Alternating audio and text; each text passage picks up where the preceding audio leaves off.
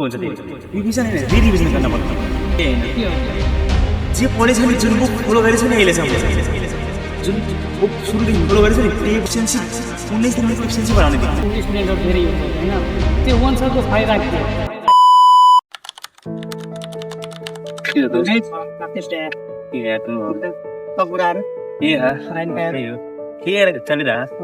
भाइहरूको इक्जाम नि आइरहेको त्यही भएर अलिअलि स्वागत छ मेरो युट्युब च्यानलमा थ्याङ्क यू होइन तपाईँले अब कति दिन बाँकी छ हाम्रो 19 दिन होइन यो 19 दिनमा होइन तपाईँले के स्ट्राटेजीहरू अप्नाउनुहुन्छ अब यो स्ट्राटेजी विथ इफेक्टिभली रिभिजन कसरी गर्नुहुन्थ्यो 19 दिन छ होइन 19 दिन भनेको एउटा धेरै टाइम हो त्यो जसले पढिसकेको छ नि त्यसले त्यसको लागि रिभिजन गर्ने लास्ट धेरै टाइम हो अनि तर जसको पुगेको छैन नि जस्तै अब मेरो 100 आइरहेछ 110 आइरहेछ तर प्रिपेरेस हुने होइन किनभने 19 दिन भने गोल्डन स्टेज हो तिम्रो त्यसले भन्छ नि भाइबल स्टेज त्यसमा धेरै हाइली इफेक्टिभ चान्स रिभिजनको हुन्छ धेरै रिभिजन होइन रिभिजन गर्न पर्छ किनभने अहिलेसम्म त तिमीले लगभग तिमीले इक्जाम निसारेको छ इक्जाम सरेर टाइम धेरै पायो अनि धेरै टाइम युटिलाइज त गर्न सिकिहाल्यो त्यही भएर आज राम्रोसँग त्यसले पढ्ने अब 19 दिनमा के गर्न सकिन्छ भने अब तिमी कसरी डे वाइज पढ्छौ सब्जेक्टहरू कि एक दिनमा 3-4 क्वेरिजहरू पढ्छौ भनेर तर मेन इफेक्टिभ के हुन्छ भने एक दिनमा क्वेरिजहरू पढ्ने हो त्यो इफेक्टिभ हुन्छ किनभने एक दिनमा एउटा सब्जेक्ट पढ्यो भने लास्ट 19 दिनसम्म हामी टाइम मिलाउनै सक्दैनौँ भन्छौँ यो छुटेको छ त्यो छुटेको छ मतलब हामी डिप्रेस भइहाल्छ टेन्सन मेन्टली रिटायर्ड भइहाल्छ तर यदि हामी एक दिनमा 4टा पढ्यो भने छुटेको हुन्छ नि त्यसले अलिअलि कभर भइहाल्छ मतलब हामीले बिल्डअप हुन्छ क्यापासिटी बिल्डअप हुन्छ यतिसम्म पढेँ यतिसम्म गरिहाल्छु भनेर अनि त्यही हो अनि एफिसियन्सी 19 दिन भनेको एफिसियन्सी बढाउने दिन एफिसियन्सी तिमीले इजिली पिकअप हुन्छ किनभने अहिले टाइम तिमीले यति मक टेस्टहरू दियो टाइम म्यानेजमेन्ट कसरी गर्ने त्यो थाहा होला अनि त्यो फिलअप कसरी गर्ने त्यो मकसिट त्यो थाहा होला त्यही भएर अहिले एफिसियन्सी बढाउने पिरियड हो मतलब तिमीलाई अहिले मक टेस्ट दिनै पर्दैन तिमी सिरिज इक्जाम देऊ सिरिज इक्जाम दिएर सेप्टाऊ सिरिज इक्जाम दिएपछि कति आइरहेको छ एउटा मात्रै सिरिज इक्जाम पुरै दिन होइन एउटा दिने अनि त्यहाँ एनालाइज गर्ने यतिसम्म छ यति अहिले कभर गर्नुपर्छ मतलब अहिले मेरो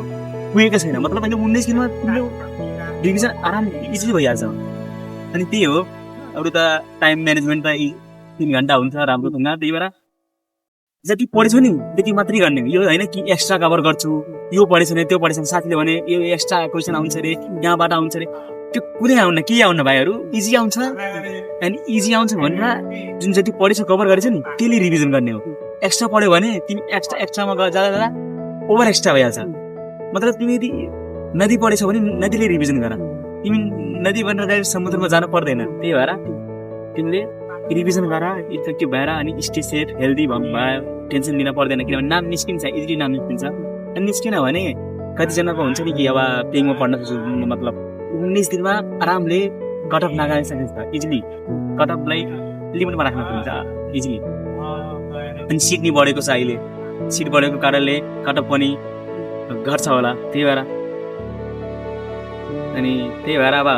इजिली के हुन्छ कि पढा राम्रोसँग अनि सिट बढेको छ भने त्यति कम्पिटिसन त्यति त हुन्न किनभने सिट बढेको छ अनि सिट बढेछ भने अब आफूमा मोटिभेट हो किनभने मोटिभेसन तिमीले बाहिरबाट लिनै पर्दैन तिमी आफ्नै मोटिभेसनहरूलाई किनभने तिम्रो फ्यामिलीको लागि आफ्नो लागि तिम्रो गाउँबाट जुन गाउँबाट आएको छ त्यसको लागि तिमी आफै मोटिभेसन हो किनभने अरू मोटिभेसन छैन यो सर मेरो मोटिभेसन हो यो यहाँबाट यो मेरो मोटिभेसन यो दाइ मेरो मोटिभेसन हो यो कसैको मोटिभेसन होइन सब आफ्नो लागि एउटा मोटिभेसन आफै एउटा मोटिभेसन हो त्यही भएर आफ्नो लागि रोल मोडल बना आफ्नो बुबाआमाको लागि केही राम्रो काम गरेर पढाएर राम्रोसँग त्यही हो रिभिजन गर मजाले अनि कडहरू हेर कडहरू कुनै इफेक्टिभ हुन्छ अनि मेटहरू युट्युब च्यानलहरू छ मेट त्यहाँबाट हेर अनि मेट तिमीलाई धेरै गर्न पर्दैन 10+ गऱ्यो भने राम्रो छ तिमी बायोलोजीमा एबाउट 80 मार्क्स हुन्छ होइन 80 मार्क्समा 60+ ल्याऊ त्यसपछि फिजिक्स केमिस्ट्री 90 मार्क्स हुन्छ 90 or 100 बोथ 90 100 अबाउट 90 सम्म लाऊ अनि मेटमा तिमी लाऊ इजिली नाम निस्किन्छ 100% 50 क्लास ल्यायो भने कसैले रोक्न सक्दैन तिमीले नाम त्यही हो स्ट्राटेजी राम्रोसँग पढा अनि दिवाली नि आइरहेछ ह्याप्पी दिवाली अनि may God Saraswati bless you with knowledge and give a wonderful journey of your entrance अनि एउटा क्वेसन सोध्नु थियो भन अहिले हाम्रो वान सर्टहरू स्टुडेन्टहरू धेरै युज गर्छ होइन त्यो वान सर्टको फाइदा के हो वान सर्टको मतलब जस्तै रिभिजन गरिसकेछु नि ल अब म पुरो कभर गरिसकेँ अब क्वेसन कहाँबाट गर्छु त्यो वान सर्टको लागि त्यसलाई ट्याक ट्याक ट्याक हेरेँ अनि बाहिर त्यो इक्जाममा पऱ्यो भने ट्याक ट्याक लगाइदिन्छु मतलब हेर्न पर्छ कुनै पनि त्यस्तै त्यो विद्यार्थीले हेर्न पर्छ जसले पुरै भ्याइसकेको छ त्यहाँ रिभिजन नि गरेँ अनि किताब नि पढेँ अब क्वेसन कहाँबाट गरौँ त्यसले वान सर्ट हेर्न पर्छ जसले रिभिजन भ्याएकै छैन त्यसले वान सर्ट हेरेर केही फाइदा छैन किनभने मैले रिभिजन गरेँ कन्सेप्ट क्लियर छ त्यो वान सर्ट हेरिहाल्छु अनि क्वेसन ट्याक ट्याक गरिहाल्छु तर जसको रिभिजन कन्सेप्ट क्लियरै छैन त्यसले कसरी वान सर्ट हेर्छ वान सर्ट हेऱ्यो अर्को त्यही क्वेसन त्यही मोडिफाई भएर आयो एन्सर त्यही हुन्छ तर गर्नै छैन त्यहाँ मेन चाहिँ कन्सेप्ट क्लियर अनि पढ्यो कन्सेप्ट सल्भ हेर अनि यो कम्प्लिट सल्युसन हुन्छ होइन कम्प्लिट सल्युसनको लास्ट मन्थमा धेरै चर्चा हुन्छ कि पढ भन्छ सब त्यो किताब के होइन के हो त जे पढेछ नि जुन बुक फलो गरेछ नि अहिलेसम्म जुन बुक सुरुदेखि फलो गरेछ नि त्यही बुकले अहिले फलो गर्ने हो नयाँ बुक होइन कि कम्प्लिट सोल्युसन त्यसपछि आल इन वान यो त्यो केही फलो गर्नै पर्दैन तिमीलाई अहिलेसम्म जो फलो गरेछ नि त्यहीले रिभाइज गरेर त्यसले पानी बनाऊ 100% नाम निस्किन्छ त्यही हो धन्यवाद यार त्यतिकै नै